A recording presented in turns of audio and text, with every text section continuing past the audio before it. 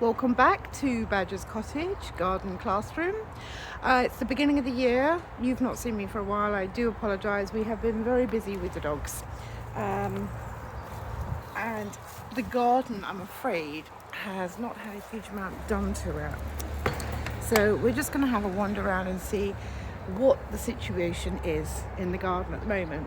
So we did cover this area with a huge tarpaulin and made it an undercover area for the chickens so that they could rip out everything that I hadn't had time to rip out at the end of last year. They had a good old munch and hopefully done a bit of fertilizing at the same time.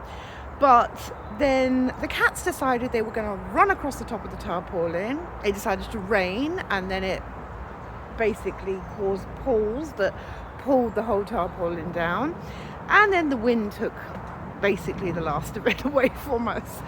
So we've got a little bit of mending to do. As you can see, these arches are a little bit too low to walk through. They've been pulled down by the tarpaulin, so we've got to do some fixing around here. Let's have a quick nose around the garden. So you can see there's a bit of tidying up that needs to be done. This is all basically just left over from last year. We've still got some onions in the ground, so we might have a nose around and look at some of them, see if some of them want to come up or stay in for the year. I can see we've got some red onions in this bed still that need to come up. This was our bean bed last year, and that obviously has collapsed back down again. We've got some tidying up here. This is all the cucurbits from last year and the nasturtium, I believe. So a bit of tidying up to do. Oh, look, we've got some onions coming up there and a couple up there. Okay. Not much going on, as you can see. The chickens seem to have dug this out completely, and possibly we've got a mole or something under there, or maybe mice have made a den. Anyway, that's all collapsed down. We can top that up. That's no biggie. Some more onions by the looks of it down here. A couple of leeks have survived. This is what's left of the chard. Now, normally we have chard coming all the way through from the year before, and we have got chard plants planted all the way along the edge of here and the edge of there. But the chickens have most definitely had all the tops off of them. So it will be interesting to see whether anything might grow back out of there, or whether, I don't know, quite possibly. We'll have to just wait and see. This is celery from last year. And this kind of looks like it would be celery as well, but I don't remember planting that much celery. That's strange. Underneath here, just in case they start popping back up again, our strawberry bed. And there's a few other bits and pieces that probably need clearing out from under there. Over in this corner was our rhubarb. The chickens have clearly munched that completely, but hopefully there's some roots in there and that'll come back up again this year. This is what's left of our Brussels sprouts. So as you can see, the chickens had a good old munch at all of these, and there's some leeks in here as well by the looks of it. This is as big as they got. So these ones now, I've left these on because I was basically only picking what I wanted to eat, and in the hope that they might grow a little bit bigger. So we may have another few meals of Brussels in there, only because in my family we don't really eat Brussels very much, but they are a big challenge to grow. So this is my third year of attempting to grow them, and this is the first year I've had any whatsoever. This was our carrot bed, and I know there is still some carrots underneath there somewhere, because I did not dig them all up.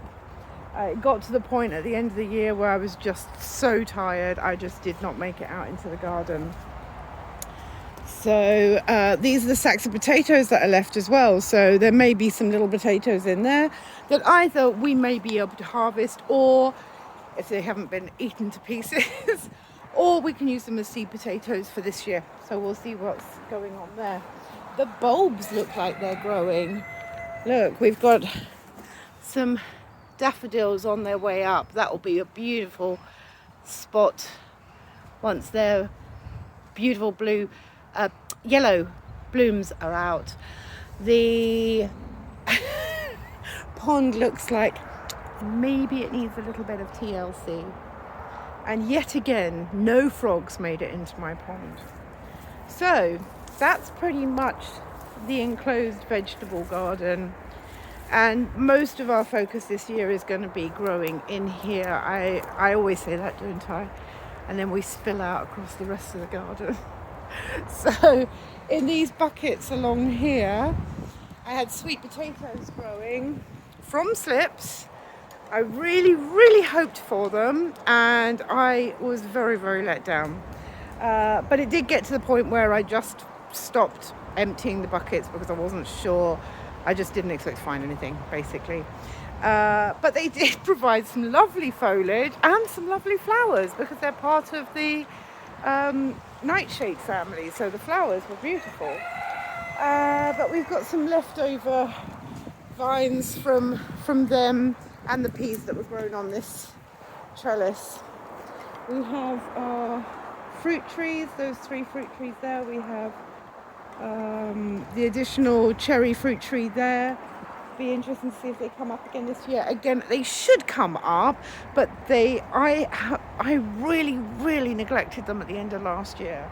So I really don't know. I don't have a clue. But look, the sage in that bucket there looks like it's made it through. To pull those up and give them some light and see what comes out of them. This turned out to be a little bit of a sort of polytunnel at the end of last year, and we didn't get the melons that we had hoped for, but we did get some tomatoes, which was wonderful. And then the chickens have been making a beautiful playground of this. This has been their day room. They're not in there at the moment, they're all locked away. But they've been having great fun in there. This is what's left of our berry and currant bed. So again, I didn't clip it back at the end, but the chickens went in and took what they wanted from there, and they had a wonderful time. And this was the corn bed. Now, I'm not alone in saying that the corn did not do well last year. I mean, we know, anyone who's got any experience in the garden, last year was a really, really tough year.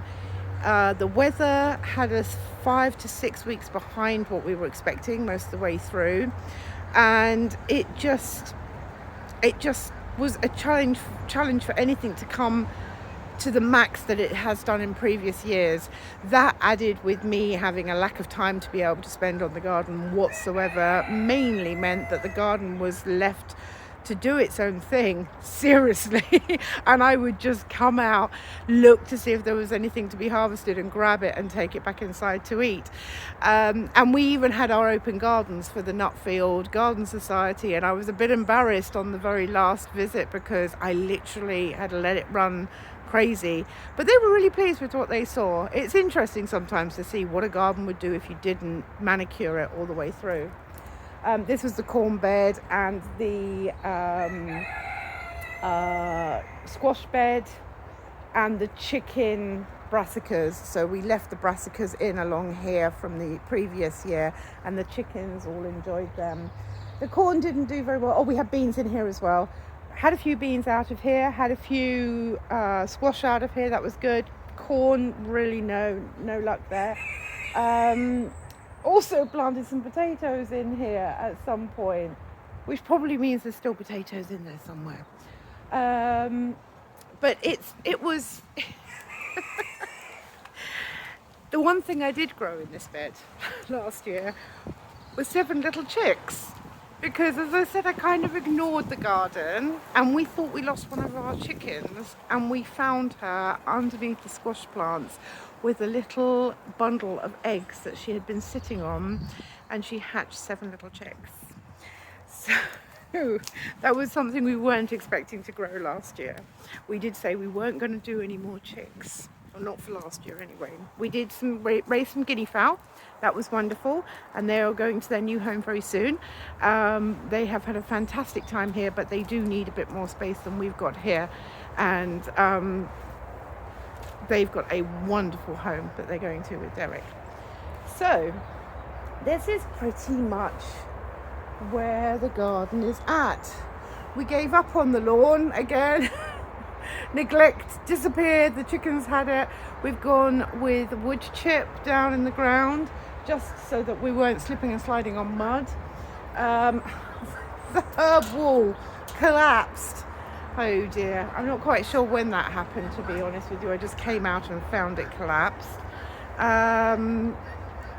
Oh yes, the peppers. So let's wander in and have a look at the peppers. So how did the peppers do last year? Well, these are the pepper plant pots that are left over, and we do have a nice selection of plants here that hopefully will come up for their second year. They are perennial. If you look after them, they will come up year after year, but it's whether you can keep them warm enough to see them through the winter. We've had a very mild winter. They've been out here. Who knows? I think some of them will. There looks to be life left in some, but in others you can see it dwindling away. So it will be interesting to see what actually comes back at the beginning of this year. And in other places, the chickens have completely emptied the buckets. And at the far end, I've even got chilies that I haven't yet harvested. They're drying on the plant, that's what we're saying. So yes, so these are our onion sets that we grew from the onion seeds last year.